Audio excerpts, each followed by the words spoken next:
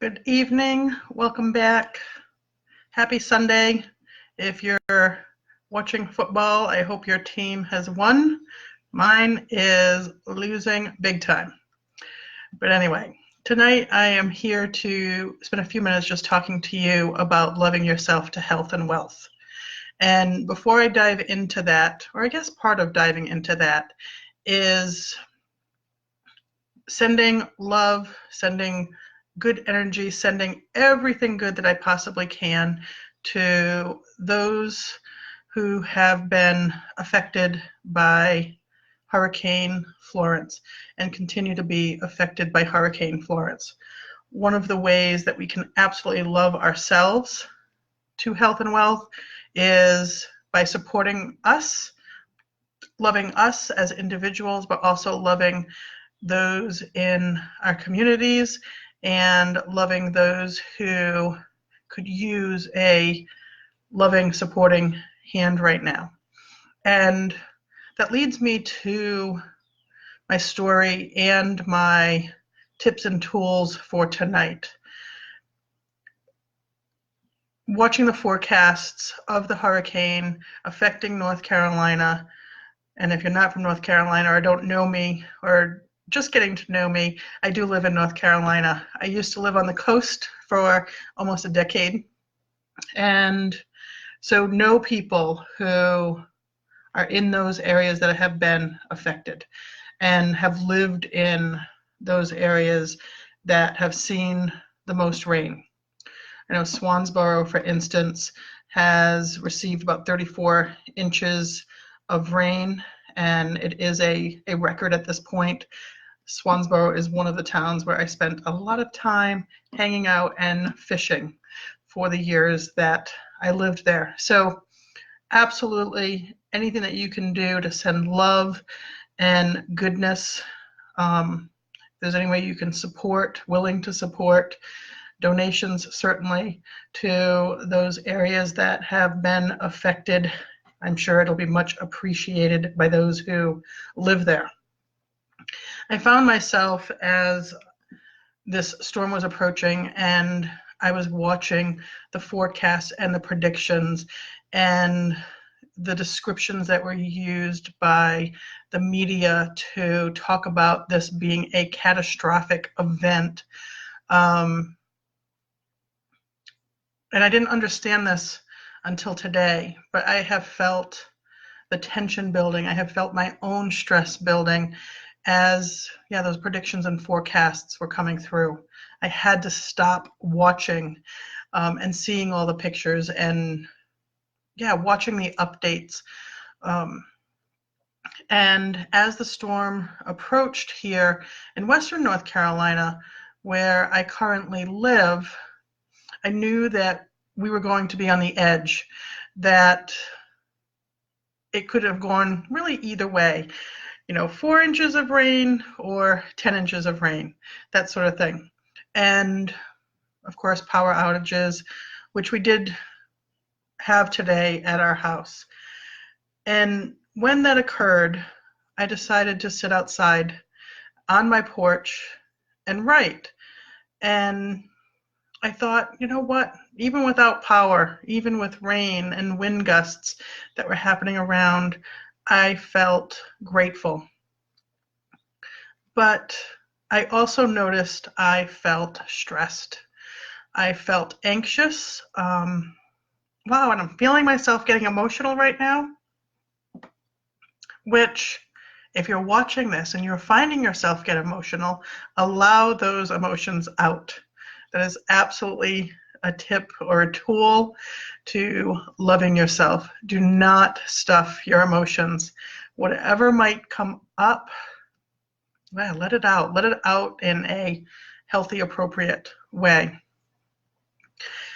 What I discovered, though, when I decided to go sit outside on my porch because it was lighter, I could read and write, was that the tension and stress that I was feeling as a result of watching everything that was going on in places that I've lived, affecting people that I know and love, that it was bringing back the trauma of the years that I lived on the coast, trying to decide, were we prepared enough for the hurricanes that were coming? Should we stay in our home? Should we move inland? Should we stay with friends? That was always a debate. And it was not an easy decision.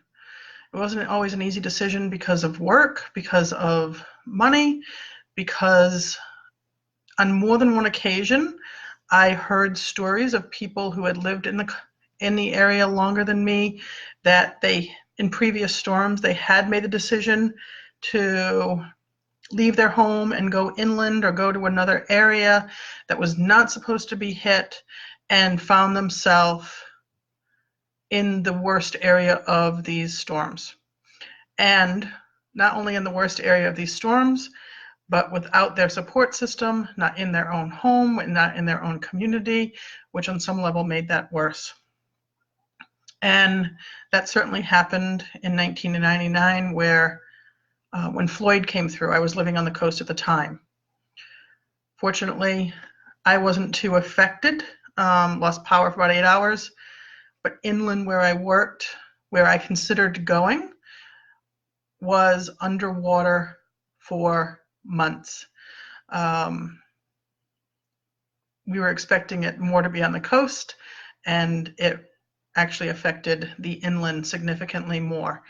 And I say this because I had to remind myself today, and this is also a tip and tool: don't judge yourself, don't judge others and the decisions that they make, because you don't know all the circumstances. You don't know what went into them making the decision that they did. I often said that it was hit or miss, the decision to stay or the decision to go, and that you didn't know how it was going to affect you until you were actually in it and experiencing it in the present moment, which is also another tip and tool.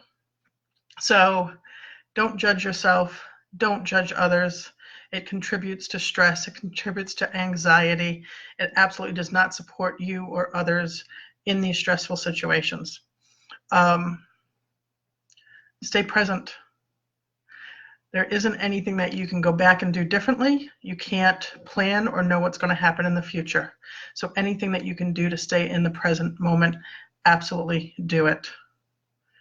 When you feel the emotions coming up, let the emotions out. I can feel mine continuing to bubble up. So I'm sure that mine are going to come out as I continue this live and end this live. Now, what can you do if you find yourself in circumstances like this? That for me right now, I'm experiencing to some degree past traumas.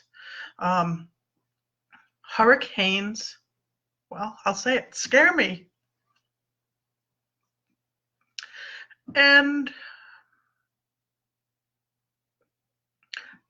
I want a snowstorm before I ever want a hurricane. There are a number of things that you can do. Absolutely share it with others. Bring your support. Have your support around you. Today, I journaled. I did a brain dump. I let what was coming up come up. Let it come out. It's what helped me identify why I was feeling the level of stress and tension.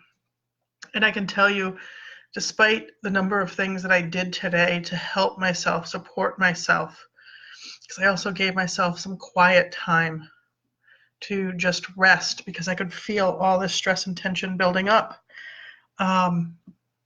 That right now, with the emotions coming out, I'm feeling the stress and tension leave more than at any other time previously. So let those emotions out. Don't stuff them. They're going to come out at some point. The other thing that I did for myself, which is part of what I do for others that I work with is I help them to release previous traumas from their body, from their being, through the intuitive healing work that I do. And fortunately, I can do it on myself. And I have done it a couple times earlier today. I'll do it again when I get off this live. And it's helping my body to release these old stresses, these old traumas, physically, emotionally, spiritually, and mentally on both a conscious and subconscious level. So that way I can clear out that old of what's no longer supporting me, no longer serving me, getting in the way of me fully living my life the way that I want to be living my life. So in this 10 minutes, 11 minutes currently, jam-packed full of tips and tools to loving yourself to health and wealth. How does it bring health? Less stress, less tension, more health. Absolutely. More health is going to support your immune system. It's going to support optimal function.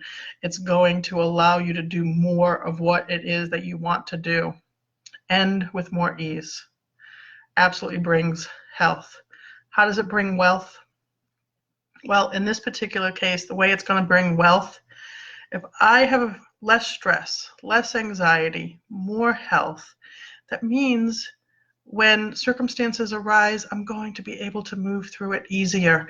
And if I move through it easier, then I'm going to be more clear-headed. If I'm more clear-headed and have more energy, that's going to allow me to show up for my work in the best way that I can. And that's supporting people like yourself. Earlier today, as we were losing power here at my house, I was in communication with somebody who currently receives care with me.